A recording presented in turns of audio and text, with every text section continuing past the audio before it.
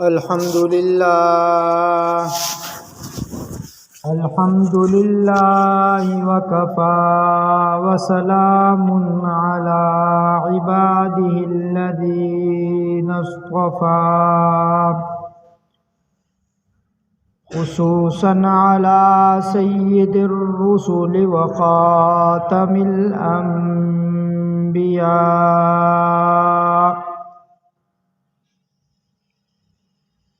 أما بعد فأعوذ بالله من الشيطان الرجيم.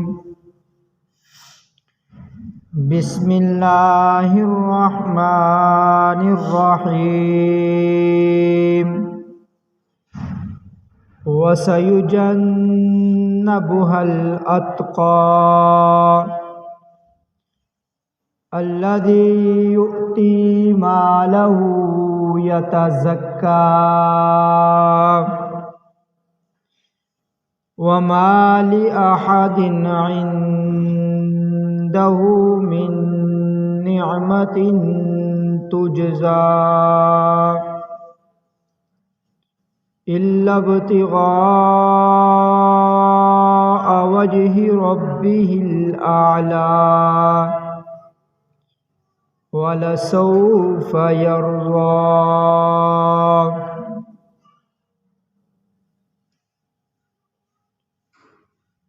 قال النبي صلى الله عليه وسلم لأبي بكر: أنت صاحبي في الغار وأنت صاحبي على الحوض، أو كما قال عليه الصلاة والسلام. صدق الله العظيم وصدق وبلغنا رسوله النبي الكريم الأمين، ونحن على ذلك لمن الشاهدين والشاكرين والحمد لله رب العالمين. اللهم صل على محمد وعلى آل محمد كما صليت على إبراهيم وعلى آل إبراهيم إنك حميد مجيد. اللهم بارك على محمد وعلى آل محمد كما باركت على إبراهيم وعلى آل إبراهيم إنك حميد مجيد. رب اشرح لي صدري ويسر لي أمري واحلل عقدة من لساني يفقهوا قولي. رب زدني علما. اللهم أرنا الحق حقا وارزقنا اتباعه وأرنا الباطل باطلا وارزقنا اجتنابه. کتنا بلند مقام پایا صدیق نے، بستر نبی کے ساتھ لگایا صدیق نے. جس کو صدیق خود خدا نے کہا، اس کو صدیق مصطفیٰ نے کہا. اسی کو صدیق ہے مرتضیٰ نے کہا، اسی کو صدیق سب انبیاء نے کہا. میں بھی کہتا ہوں صدیق صدیق ہے، جو نہ مانے اس کو صدیق وہ زندیق ہے.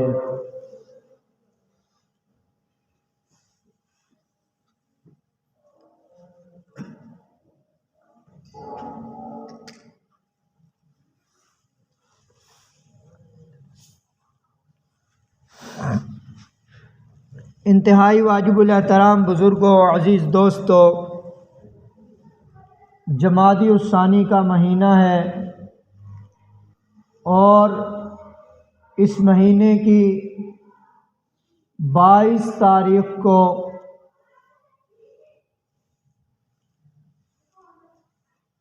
جانشین پیغمبر رازدان پیغمبر، خلیفہ بلا فصل، امام الصحابہ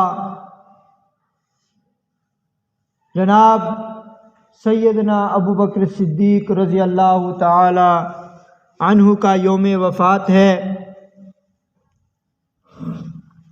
گزشتہ جمعے اس حوالے سے کچھ گفتگو ہوئی تھی۔ میرے محترم دوستو، اللہ تبارک و تعالی نے جس طرح نبوت کا منصب خود عطا کیا ہے، یعنی کہ نبوت کسی کی کوشش، کسی کی محنت، کسی کی ریاضت اور عبادت سے اس کو نہیں ملا کرتی، بلکہ جس کو اللہ رب العزت چن لیتے ہیں اس کو اللہ تبارک و تعالی اس کے سر پر نبوت کا تاج سجاتے ہیں۔ اسی طریقے سے منصب صحابیت بھی اسی کو ملتا ہے جس کو اللہ رب العزت منتخب کرتے ہیں۔ کوئی شخص اپنی عبادت کے ساتھ، محنت کے ساتھ صحابی نہیں بن سکتا۔ کسی نسب اور رشتے کی وجہ سے کوئی صحابی نہیں بن سکتا۔ اگر رشتے کی وجہ سے صحابی بننا ہوتا تو سب سے بڑا صحابی ابو طالب حضور کا چچا ہوتا۔ سب سے بڑا صحابی حضور کا چچا ابو طالب ہوتا۔ کیوں؟ اس لیے کہ اس نے حضور پاک صلی اللہ علیہ وسلم کے ساتھ صرف دنیاوی اعتبار سے رشتہ داری نہیں نبھائی، بلکہ جب ساری قوم مخالف ہو گئی تھی تو ایک خاندان میں ابو طالب تھا جو کافر ہونے کے باوجود وہ حضور پاک صلی اللہ علیہ وسلم کی پشت پناہ کرا تھا۔ لیکن صحابیت والے عظیم مرتبے تک نہیں پہنچ سکے۔ ادھر سے دیکھیے، حبشہ سے بلال آیا، روم سے صہیب آیا، صحابیت کا مرتبہ پا گیا۔ صرف یہی نہیں، حضرت اویس قرنی رضی اللہ تعالی عنہ، جنہوں نے حضور کی صحبت کا مزہ بھی نہیں چکھا، حضور کی صحبت میں آ کے بیٹھے بھی نہیں، لیکن طلب تھی بیٹھنے کی، دور بھی ایک تھا، لیکن نبی کی زیارت نہیں کر سکے۔ سچی محبت اور وفا کی وجہ سے اللہ کے نبی نے کہا یہ میرے صحابہ، یہ اویس میرا صحابی ہے۔ تو اس طرح ان تمام صحابہ میں جن کو اللہ نے میرے آقا کے لیے چنا تھا، ان تمام کا سردار اللہ نے جناب ابو بکر صدیق کو بنا دیا۔ میرے دوستو، گزشتہ جمعہ میں نے عرض کیا تھا کہ جب اللہ کے نبی کو اللہ نے حکم دیا کہ آپ مکہ کو چھوڑ کر مدینہ تشریف لے جائیں، اللہ کے نبی کے دو عظیم سفر ہیں، زندگی کے دو عظیم سفر۔ ایک کو معراج کہا جاتا ہے اور ایک کو ہجرت کہا جاتا ہے۔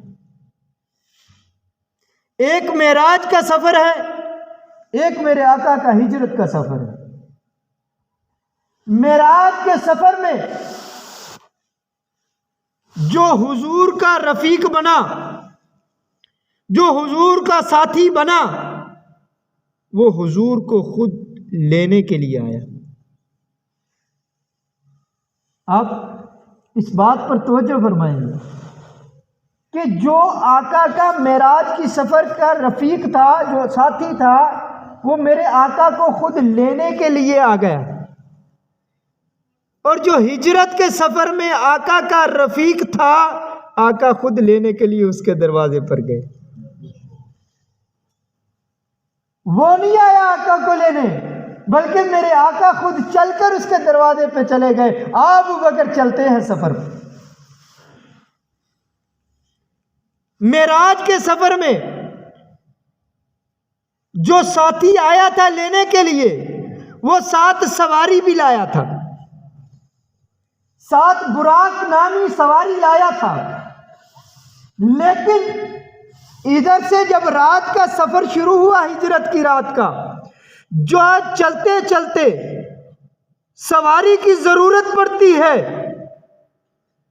یہ نہیں ہے کہ یہ رفیق چلے جائے، سواری کا انتظام کرے، سواری لے کر آئے، نہیں، بیٹھ کے آقا میں خود سواری بنتا ہوں، میرے کندھوں پہ سوار ہو جائیے۔ کندھوں پہ اٹھایا، چلے، چلتے گئے۔ اور جو معراج کا ساتھی تھا وہ چلا بیت المقدس تک، وہاں سے آسمانوں تک، چلتے چلتے چلتے چلتے ایک مقام آیا جس مقام کا نام سدرۃ المنتہا۔ جب وہاں مقام پہ، اس مقام پہ پہنچے، جو آقا کا رفیق ساتھی تھا جبرائیل، اس نے کہا آقا میں اب آگے نہیں جا سکتا، میری پہنچ ادھر تک، آگے جاؤں گا تو مجھے آگ لگ جائے گی، میرے پر جل جائیں گے، مجھے اجازت یہاں سے، آگے آپ نے اکیلے سفر کرنا ہے۔ ہجرت کی رات کا ساتھی، آقا نے اس کو گھر سے اٹھایا، چلے چلے چلتے گئے، رات کو اٹھایا تھا گھر سے، لیکن چلتے چلتے چلتے جب زندگی، دنیا کی زندگی کا سفر ختم ہوا، اس کو آخرت کا ساتھی اپنے ساتھ سلا لیا۔ رات کو وہاں سے جگایا تھا، ادھر آگے اپنے ساتھ روزے میں سلا لیا۔ اس نے ساتھ نہیں چھوڑا، اب بھی ساتھ موجود۔ تو میرے دوستو، حضرت ابوبکر صدیق رضی اللہ تعالی عنہ کی وفائیں، اللہ اکبر۔ میرے آقا نے فرمایا تھا، میں نے پچھلی دفعہ بھی حدیث سنائی، میرے آقا نے فرمایا تھا کہ دنیا میں جتنے لوگ ہیں جنہوں نے میرے اوپر احسان کیا، میں نے سب کے احسان کا بدلہ چکا دیا سوائے ابو بکر کے، اس کے احسانوں کا بدلہ اللہ خود چکائے۔ سفر ہجرت تک ہم پہنچے تھے، آقا غار سے نکلے، ابو بکر صدیق ساتھ ہیں، چلتے چلتے مدینہ میں پہنچے، مدینہ کے قریب تھے، لوگوں نے آقا صلی اللہ علیہ وسلم کے استقبال کے لیے کھجوروں کے اوپر کھڑے ہو کر آقا کے استقبال کے لیے کھڑے ہیں، وہ وہاں پر بچیاں آقا کے استقبال کے لیے ترانے گائی جا رہی ہیں، اور اسی طرح لوگ اکٹھے ہو رہے ہیں۔ حضور پاک صلی اللہ علیہ وسلم جب جا کے بیٹھے، ابو بکر صدیق بھی ساتھ ہیں۔ ابو بکر صدیق، اللہ اکبر، کہ کسی شاعر نے اسی منظر کو دیکھ کر کیا کہا تھا، وہ پیغمبر تو نہ تھا، پیغمبر جیسا لگتا تھا، پیغمبر تو نہ تھا، پیغمبر جیسا لگتا تھا تو وہ دریا لیکن گہرے سمندر جیسا لگتا تھا۔ آقا بیٹھے ہیں، صدیق بھی بیٹھے ہیں۔ حدیث کی کتابوں میں یہ واقعہ موجود ہے۔ حضور پاک صلی اللہ علیہ وسلم کے پاس جب مدینہ کے لوگ ملنے کے لیے آتے ہیں، پہلے وہ حضرت ابو بکر کو ملتے، پھر آقا کو ملتے، پہلے ابو بکر کو ملتے، کیونکہ انہوں نے حضور کو دیکھا نہیں ہوا تھا۔ وہ آتے اس لیے کہ عشق اور محبت کا رنگ اس قدر آقا کا ابو بکر پہ چڑھ چکا تھا، نبوت کا رنگ وہ صدیق پہ چڑھ چکا تھا۔ وہ دیکھتے تھے، پہچان نہیں سکتے تھے کہ آقا کون ہے، غلام کون ہے۔ وہ پہلے آتے، حضرت ابو بکر کو ملتے، پھر آقا کو ملتے، پہلے ابو بکر کو ملتے، پھر آقا کو ملتے۔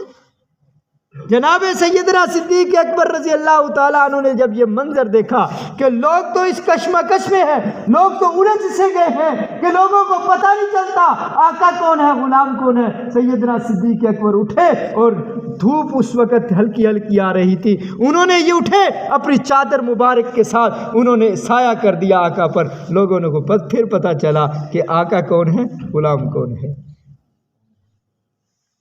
محمد کون ہے صلی اللہ علیہ وسلم اور صدیق کون۔ یہ وہ محبت کا رنگ چڑھ چکا تھا۔ اور حضور صلی اللہ علیہ وسلم کا اسی سفر میں جو آقا کو کندھوں پہ بٹھایا، ایک نبی کندھوں پہ بیٹھا اور ایک وہ نبی تھا ابھی نبوت بھی نہیں ملی تھی، اس کو بچہ تھا، آپ حضرت اسماعیل علیہ السلام، پیاس لگی، پانی ختم ہے، والدہ پانی کی تلاش میں ہے، لیکن ادھر وہ بچہ زمین پر ایڑیاں رگڑتا ہے، جہاں اس کی ایڑی لگتی ہے وہاں سے پانی کا چشمہ پھوٹتا ہے، وہاں سے پانی کا چشمہ پھوٹتا ہے، اور آ کے نبی کی بیوی بھی ہے، ایک نبی کی والدہ بھی ہے، وہ آ کے کیا کہتی ہے؟ زمزم، رک جا، ٹھہر جا، زمزم کہتی ہے۔ تو آپ بتائیں جب سے وہ چشمہ اسماعیل علیہ السلام کی ایڑی لگی، وہ چشمہ جاری ہوا تھا، آج تک وہ خشک ہوا؟ نبی کی ایڑی لگی، چشمہ پھوٹا، آج ہزاروں سال گزر گئے، قیامت کی صبح تک وہ چشمہ خشک نہیں ہوگا۔ تو بتائیں جس صدیق کے کندھوں پہ آقا بیٹھے اور ان کے دل پر نبی کی ایڑی لگی، وہاں سے جو نور کا چشمہ پھوٹا تھا، کیا وہ نور کا چشمہ ختم ہو سکتا؟ یہ تو امام الانبیاء کے ایڑی لگی تھی یہاں پر، اور پھر ایک وہ ایڑی لگی جو میں نے پچھلے جمعے میں بھی بتایا، اس ایڑی پر پھر لعاب دہن لگا، ایڑی پر داغ نے ڈنگ مارا، آقا نے اپنا لعاب لگایا، تو صدیق فرماتے ہیں پوری زندگی مجھے احساس بھی نہیں ہوا میری ایڑی پہ کچھ ہوا تھا یا نہیں۔ یہ محبت اور وفا، کتابوں میں، تاریخ اور سیرت کی کتابوں میں 200 واقعات ایسے ہیں کہ جس میں حضرت ابوبکر صدیق اور حضور پاک صلی اللہ علیہ وسلم میں مماثلت تھی، آپس میں مماثلت، جو آقا کے ساتھ پیش آیا وہی صدیق کے ساتھ پیش آیا، 200 واقعات۔ حضور پاک صلی اللہ علیہ وسلم کی زندگی میں میری اور آپ کی اماں فاطمہ رضی اللہ تعالی عنہ وہ حضور کے پاس آئی، حضور پاک صلی اللہ علیہ وسلم کے پاس آئی، آ کر عرض کیا یا رسول اللہ صلی اللہ علیہ وسلم، وہ باغ فدق جو مال فہ میں آپ کے حصے میں آیا تھا، تو آپ اپنی زندگی میں اس کے بارے میں فیصلہ کر دیں، اہل بیت میں تقسیم کر دیں۔ مشکات اور مسلم شریف کی روایات میں موجود ہے، حضور پاک صلی اللہ علیہ وسلم نے فرمایا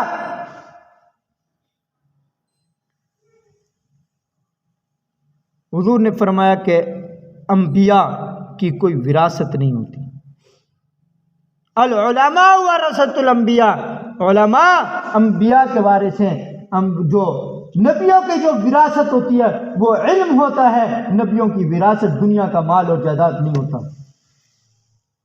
آقا نے کیا، حضرت بی بی فاطمہ اٹھی تو گھر چلی گئی۔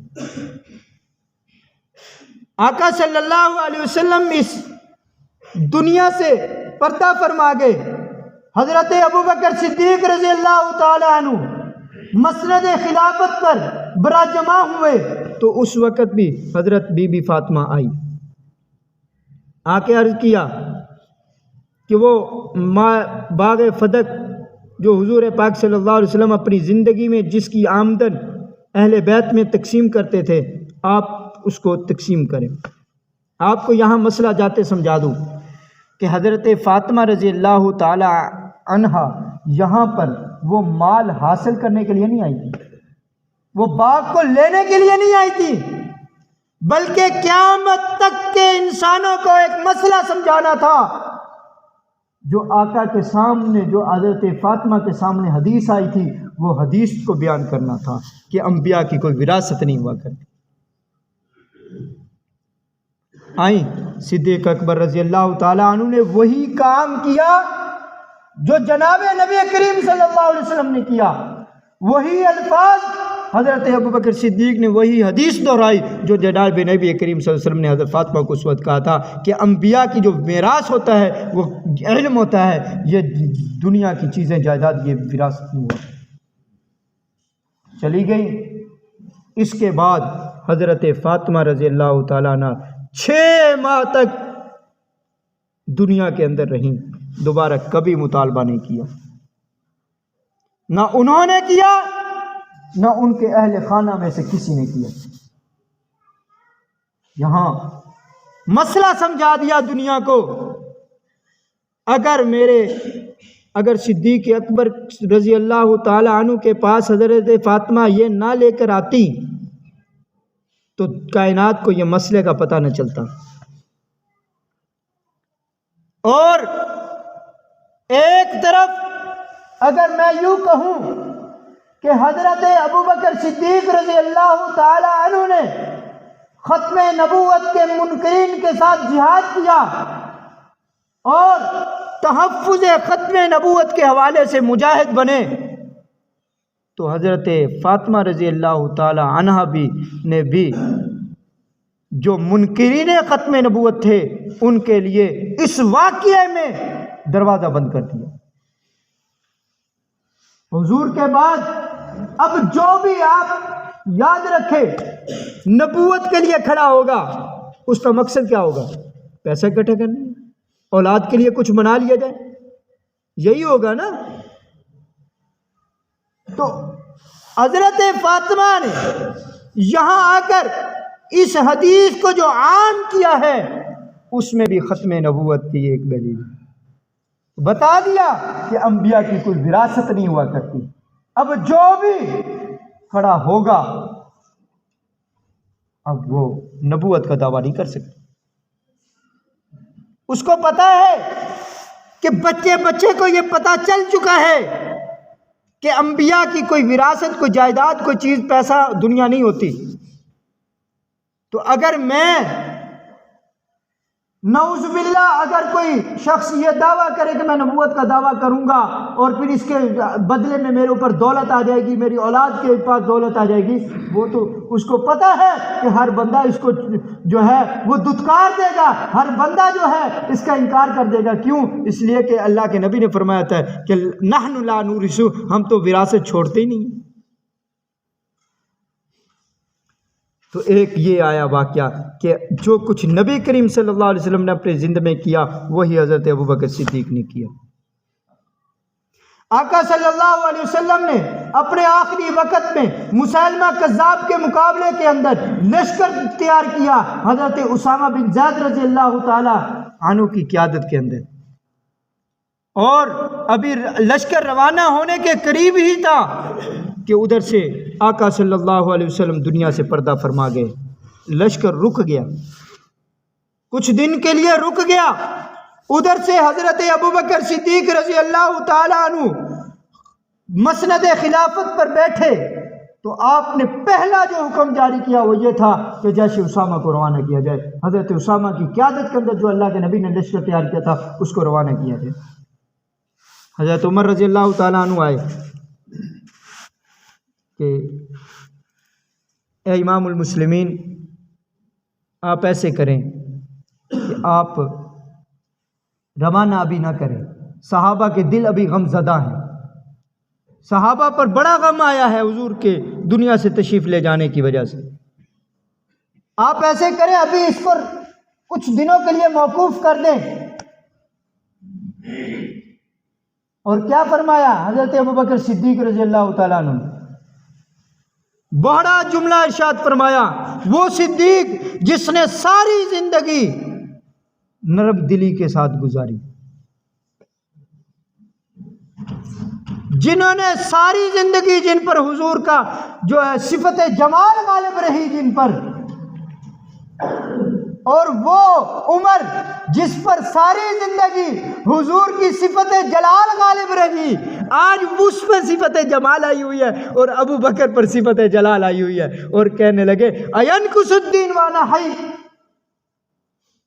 کیا ایسا ہو سکتا ہے کہ دین کے اندر کمی آ جائے اور میں زندہ رہوں؟ ایسا نہیں ہو سکتا، لشکر کو ابھی روانہ کیا جائے۔ اور جس کام کو اللہ کے نبی نے کیا شروع، اس کو پایا تکمیل تک پہنچایا سیدنا صدیق اکبر رضی اللہ۔ اس طرح بے شمار واقعات، میں نے عرض کیا کہ 200 واقعات کتابوں میں ملتے ہیں جن میں مماثلت ہے۔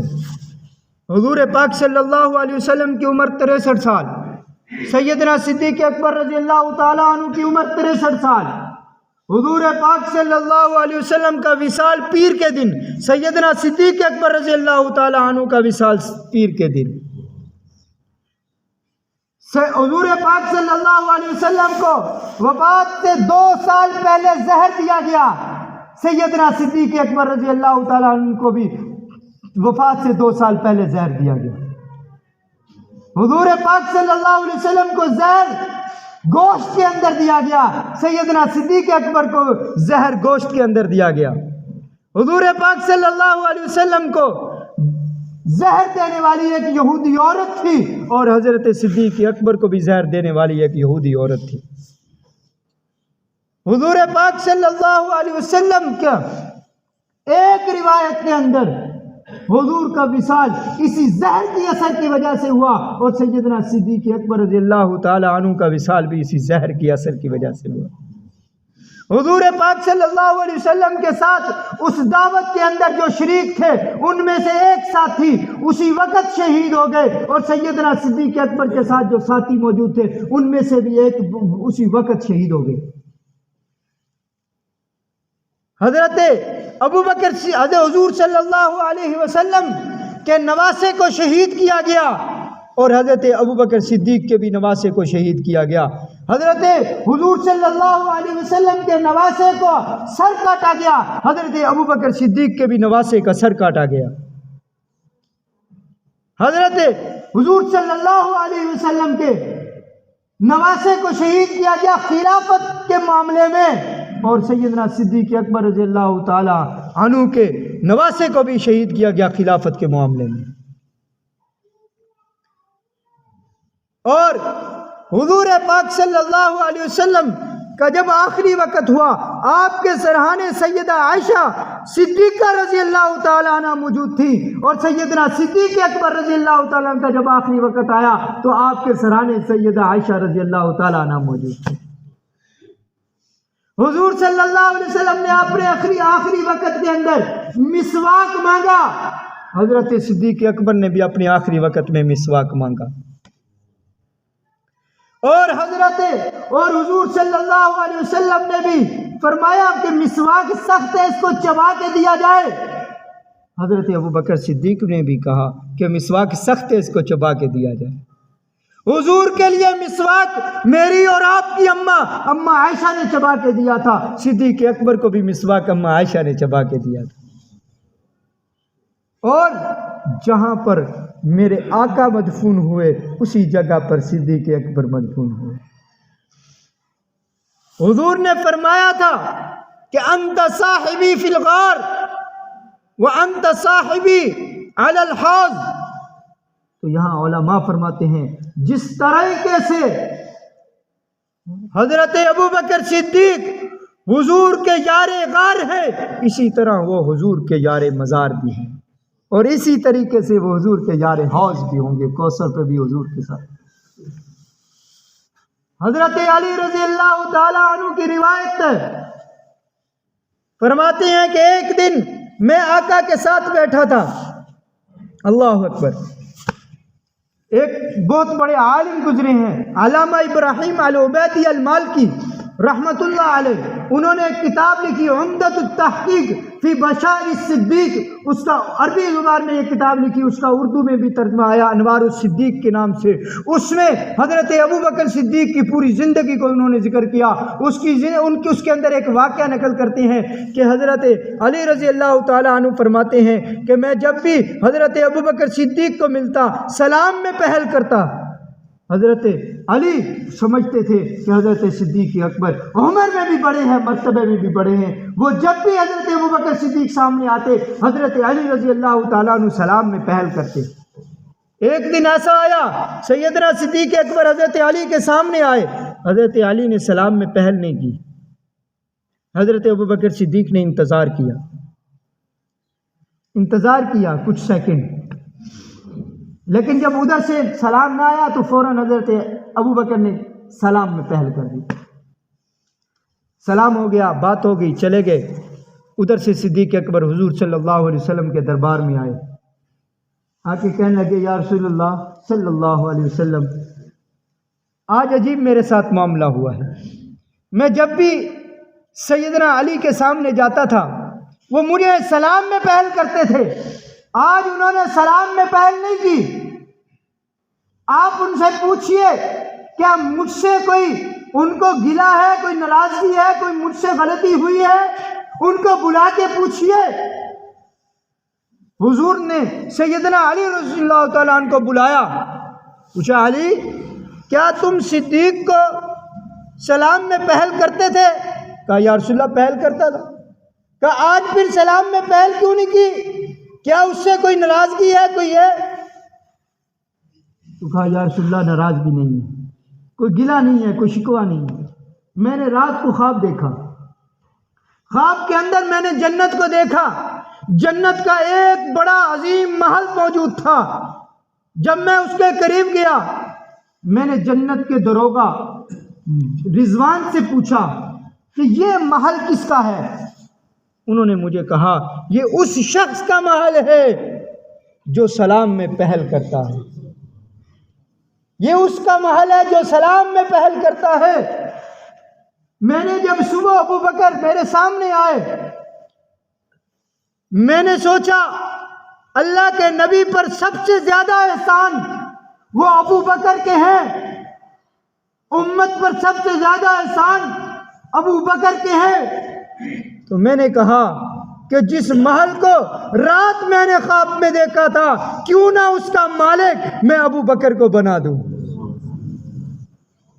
میں نے اس لیے سلام میں پہل نہیں کی کہ ابوبکر سلام میں پہل کر لیں اور اس محل کے مالک بن جائیں۔ حضرت علی رضی اللہ تعالیٰ اسی کتاب میں یہ واقعہ موجود ہے۔ حضرت علی رضی اللہ تعالیٰ عنہ فرماتے ہیں حضور کی مجلس میں بیٹھا تھا، حضور نے فرمایا کہ ابوبکر اے علی کیا تجھے جنت کے بزرگوں کے سردار نہ دکھاؤں؟ کیا تجھے جنت کے بزرگوں کے ادھیر عمر لوگوں کے تجھے سردار نہ دکھاؤں؟ حضرت علی فرماتے ہیں میں نے عرض کیا کیوں نہیں یا رسول اللہ، میں دیکھنا چاہتا ہوں۔ اتنے میں سیدنا ابوبکر صدیق رضی اللہ تعالیٰ عنہ اور سیدنا فاروق اعظم رضی اللہ تعالیٰ عنہ سامنے سے داخل ہوئے مسجد نبوی میں۔ آقا نے فرمایا ہما یہ دونوں، فرمایا کہ یہ دونوں جنت میں جو ہے بزرگوں کے سردار ہوں گے، ابوبکر و عمر۔ اگر ادھر اللہ کے نبی نے یہ فرمایا الحسن والحسین سیدہ شباب اہل الجنہ، حسن و حسین جو ہوں گے وہ جنت میں جوانوں کے سردار ہوں گے، تو آقا نے یہ بھی فرمایا کہ ابو بکر و عمر جو ہوں گے وہ میری جنت کے بزرگوں کے سردار ہوں گے۔ آقا کے ساتھ محبت کی سیدنا صدیق اکبر رضی اللہ تعالی عنہ نے، اور میرے اور آپ کے اوپر لازم ہے ہم بھی ان کے ساتھ محبت کریں۔ اور پھر اسی واقعے میں بات ختم کرتا ہوں۔ حضرت ابوبکر صدیق اور حضرت عمر بیٹھے ہیں، آقا صلی اللہ علیہ وسلم نے دونوں کو دیکھا، مسکرائے۔ پھر آقا کے چہرے پر تھوڑی ہی دیر بعد آقا کے جو ہے چہرے پر غم کے اور غصے کے آثار آئے، سیدنا صدیق اکبر نے فوراً پہچان لیا، وہ جو راز شناس نبوت تھے نا، فوراً پہچان لیا، کہا یا رسول اللہ ہمیں آپ نے دیکھا، آپ خوش بھی ہوئے اور ابھی آپ کو غصہ بھی آیا، آپ کے غم کے آثار بھی، کیا وجہ ہے؟ حضور نے فرمایا جب تم دونوں مسجد میں داخل ہو رہے تھے مجھے خوشی ہوئی، میں مسکرایا، میں خوش ہوا، لیکن فوراً میں نے پیچھے دیکھا شیطان کھڑا تھا اور وہ دعا مانگ رہا تھا۔ یا رسول اللہ کیا دعا مانگ رہا تھا؟ وہ کہہ رہا تھا ابو بکر و عمر کے جو بغض رکھنے والے ہوں گے جہنم میں مجھے ان کا سردار نہ بنانا،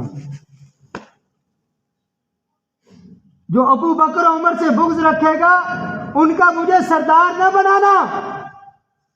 حضرت ابو بکر صدیق نے فوراً پوچھا یا رسول اللہ کوئی ہم سے بھی بغض رکھے گا؟